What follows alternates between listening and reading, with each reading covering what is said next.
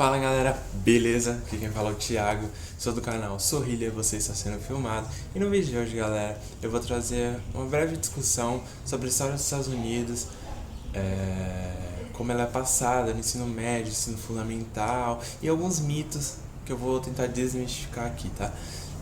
Antes de começar o vídeo, já dê o like, compartilha, se inscreva no canal e é isso, fique com a vinheta.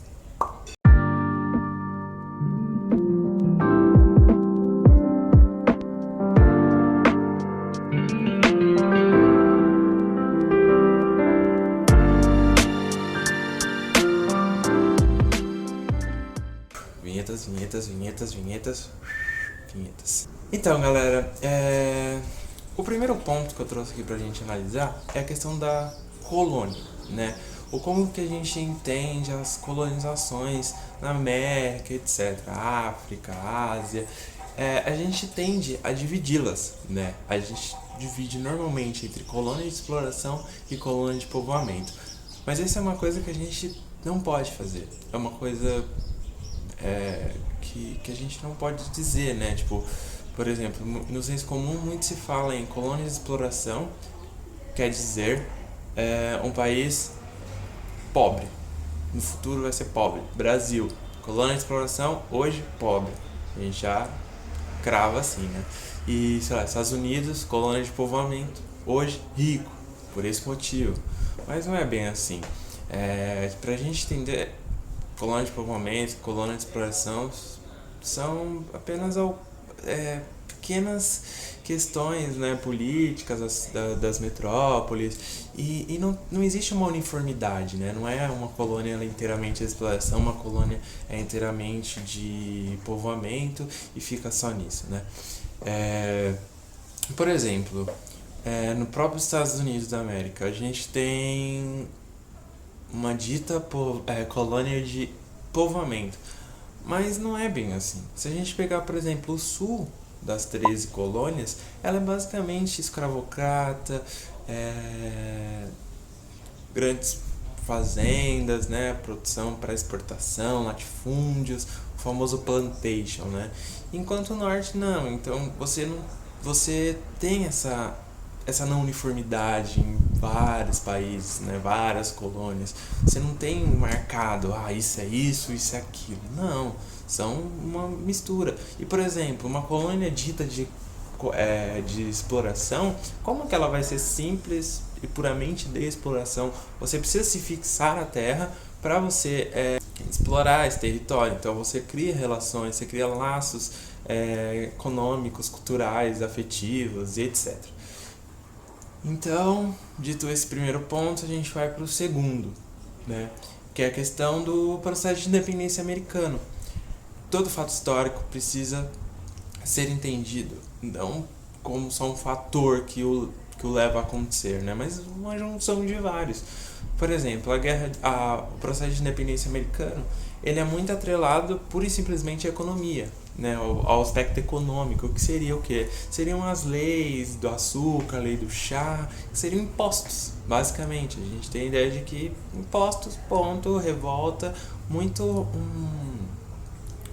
uma questão de uma fórmula, né? Então a gente não pode associar. Você tem impostos, você vai ter revoltas e você vai ter revolução, vai ter independência, etc. Não é uma fórmula. Você tem uma união de fatores que levou a algo, né? Por exemplo, o processo de independência, ele é entendido na historiografia como uma junção de três aspectos básicos, né? Então você tem a questão política, você tem a questão econômica e você tem a questão cultural. Então, na questão cultural, você tem um grande despertar. E o que foi o grande despertar, né, nos Estados Unidos? Ele trouxe todo um ideário inglês com ele. Então, esse homem americano, ele começa a consumir muitos produtos, esse colono começa a consumir os produtos ingleses, começam a ter um modo de vida inglês. Então, o grande despertar, ele vem e traz esse ser inglês, né, para esse colono das 13 colônias. Então você tem o ser inglês com o grande despertar, além de uma questão contestatória, né, porque você fala, você se sente mais inglês, então você se sente no dever de contestar as coisas e etc. Porque você se sente parte daquilo. A questão política é a Guerra dos 7 Anos. E ela também foi importante para isso, porque você tem primeiro, uma união entre as 13 colônias, porque elas se juntam, né, para lutar contra o inimigo comum. Então você tem as 13 colônias, alimenta aí já uma união entre elas. E você se sente inglês também. Por quê? Porque você está lutando de lado, braço a braço com os ingleses. Então, alimentado mais uma vez esse ser inglês. Então, no processo de independência americano, esse começo dele é muito pautado nesse colono com essa ideia de ser inglês, mas esse patriotismo inglês, né? Isso só se quebra ou começa a se quebrar com uma questão econômica, com as leis, né? A lei do chá, que quebra todo esse ser inglês, porque ser inglês é o quê? Consumir chá, porcelana, etc. Então você tem essas leis que começam a barrar isso, barrar essa cultura inglesa na América. A parte econômica ela é muito importante, sim, as leis são muito importantes, mas ela também está atrelado a essa questão da quebra de um modo de vida inglês, né? Então quebra essa questão cultural trazida pelo Grande Despertar, fortalecida pela Guerra dos 7 Anos, e é isso, tá? O terceiro ponto que eu trouxe pra gente é a questão da escravidão. E por que a questão da escravidão? A questão da escravidão lá na Guerra de Secessão. Então você tem a questão da escravidão sendo muito latente, né, na Guerra de Secessão. Toda essa questão da guerra civil, dos direitos básicos e etc., ela é muito atrelada no ensino da história, no ensino básico da história, como sendo uma guerra puramente, simplesmente entre norte querendo que a escravidão acabe e um sul escravista que quer manter essa escravidão. É isso, sim, é isso, não podemos negar. Mas a gente tem que entender como chega nisso, né? A guerra, todos os conflitos não começam por esse único fator, né? Eles vão se construindo e desembocam nisso. Por exemplo, você tem no começo a questão do protecionismo do norte. Então você tem um sul querendo um sul que não tem manufaturas, não tem produtos manufaturados, né, industrializados. Eles precisam importar esse produto.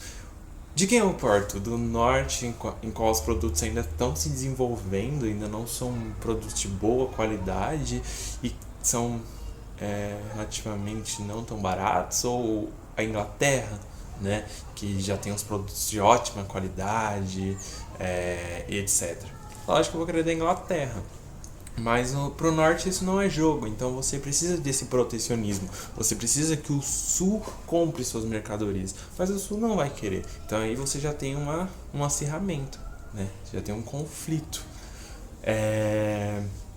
E como isso vai se desenvolvendo?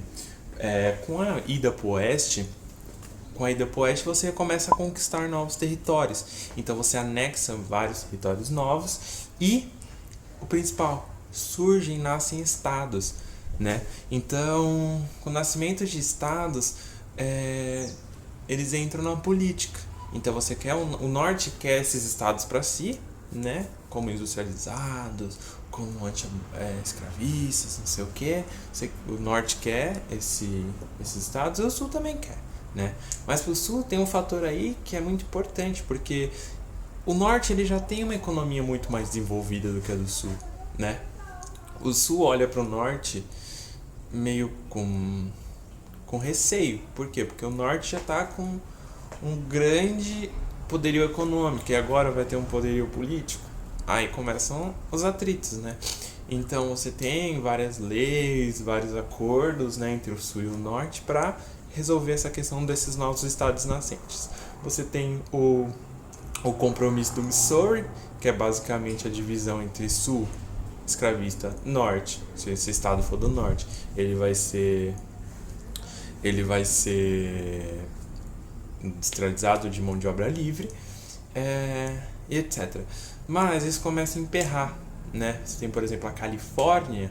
A Califórnia, ela está no sul, mas ela não quer mais. Ela não quer ser escravista, ela quer ter essa mão de obra livre. Por quê? Porque você ali tem muitos imigrantes, principalmente mexicanos, né? Você tem muitos imigrantes, você tem muitas pessoas que vieram do norte para aquele lugar em busca do ouro, né? Que ali estava sendo descoberto. Então, essa união de fatores dá que a Califórnia não quer ser escravista. Então, um acordo que se fecha os estados nascentes, a partir de agora, vão escolher, a sua população escolhe o que ela quer ser, se quer ser escravista, se quer ser não escravista. Beleza, isso segura essa guerra por um tempo, segura o conflito. Mas a gente tem a questão do Kansas, Nebraska, que é o que? O sul e o norte se dirigem para Kansas, Nebraska, e para votarem. Só que isso causa diversos conflitos. Eles entram em conflitos armados mesmo, então aí tem uma questão militar também. E é isso. Então, vocês entendem como se construiu, né? Você tem a questão política, você tem a questão econômica, e você tem a questão da escravidão constituída aí. A escravidão agora passa a ser um problema, né? Entre esses dois lados aí da moeda. No ano de 1860, você tem a vitória do Abraham Lincoln, um republicano do norte, na presidência dos Estados Unidos. E qual o problema? O problema tá todo. Por quê? Porque o Lincoln, ele se elege com esse discurso anti-escravista, né? E o Sul, ele fala não.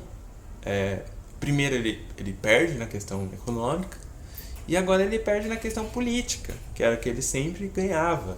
Então, aí chega ao ponto de inflexão total, né?